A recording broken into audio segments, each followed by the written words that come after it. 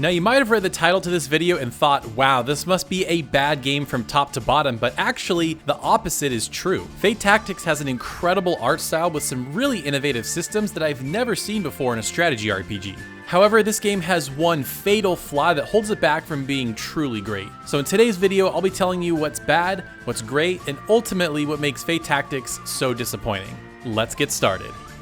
So to begin, let's start with Fae Tactics' presentation, which I'm sure you've noticed by now is phenomenal. The pixel art is honestly some of the best I've ever seen in a game before. The detail on the characters, environments, and effects are all top notch. The color palette also really pops, further adding to Fae Tactics' style. The only aspect that left me wanting more are the character portraits. There's only one per character, and it would have been nice to have at least a few more to show off the different emotions during story moments. The soundtrack by Sam English and Hyperduck Soundworks is also incredible as always. It has a nice western feeling to it that meshes with the aesthetic really well. The soundtrack overall is just very melodic and will get stuck in your head pretty quickly. Now the story is pretty minimal and honestly kind of forgettable. The main character Peony is looking for her mother and is accompanied by her animal companions Payachin and Chico. I think part of the problem is that the characters feel like they have no personality. As I mentioned earlier, each only has one character portrait, so it's hard to get a sense of who they are. Story segments are also pretty spaced out, so there's not really a lot of opportunities to get to know anyone. Where I think Fae Tactics truly shines though is in its various gameplay systems. Now it plays like a traditional strategy RPG. You'll take turns moving through grid-based maps with familiar objectives like clearing out the map or defeating a certain boss enemy. You'll be able to level up their character, you can find items that will help your troops, and so much more.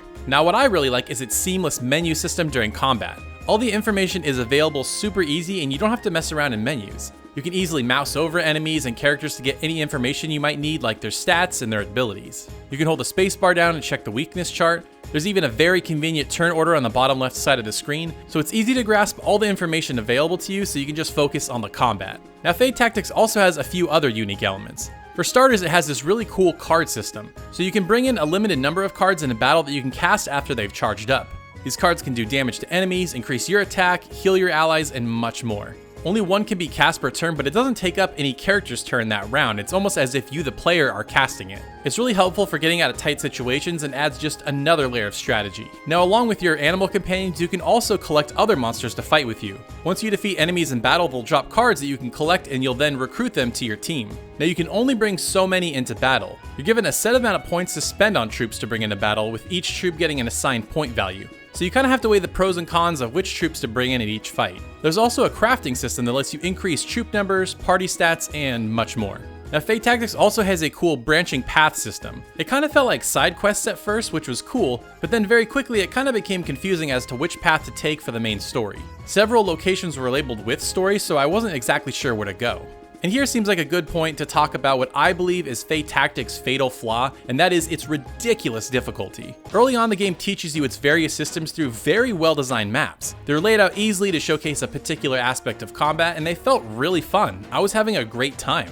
But very quickly, I ran into a battle that kicked my butt. I was really taken aback at how badly I lost this battle so early in the game. I tried again and eventually won, so I chalked it up to a strategy error on my end and didn't really think much of it. However, this difficulty wall kept coming up over and over again. To explain just how difficult these battles got, let me walk you through one particular boss encounter. So when you start this fight, one guest NPC explains to you that there's a totem on the other side of the map that will constantly be increasing the boss's defense. Annoying, but I thought, okay, I can deal with this. Now Fae Tactics has a shield system, which is essentially extra HP that you have to break through before hitting the enemy's true HP. Now you, the player, can do this, but also enemies can do this. So the boss in this fight is constantly shielding itself, ostensibly increasing its max health every round on top of increasing its defense. Really annoying, but okay, I thought I can deal with this. I was doing okay taking out the trash enemies as the boss got closer, but once it gets close enough, it will summon another totem. At this point, I was starting to lose my patience. Now when you hit the totem that the boss summoned, it teleports away randomly across the map. Now it could teleport maybe a few spaces away, but it could also teleport completely on the other side of the map. This alone was enough to make me rage quit, but I'm not done. In the same way that you can use cards, so can the boss. And what's frustrating is the boss always uses a card and then immediately follows it up with a big attack like an AoE that will completely wipe out your squad. And if that wasn't enough, the boss can also summon more enemies. And the kicker is, in any boss fight, if any of your three main characters die, the battle is over. Any one of these mechanics on its own would be tough, but put them all together and it's just insane. I feel like the designers went way overboard with the difficulty. And at this point in the game, all the fights were like this. There was another map where 3 bosses were clumped together and could constantly revive each other. I was also having to rescue an NPC on the other side of the map, and I could just never stay on top of the fight. There was another fight where the boss could root your entire squad in place and then immediately poison everyone. It was just crazy.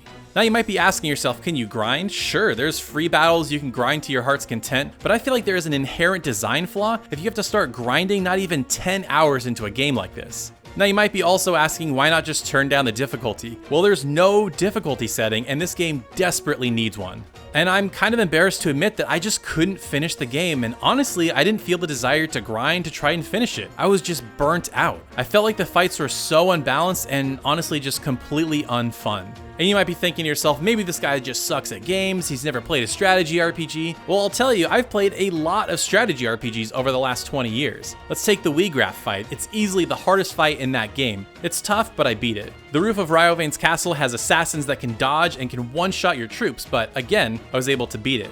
Let's take Fire Emblem Echoes. It has these infinitely spawning enemies just like in this fight. Super annoying, but again, I was able to beat the game. Fae Tactics takes every frustrating boss mechanic you can imagine and throws them all together in every single fight. It's just too much.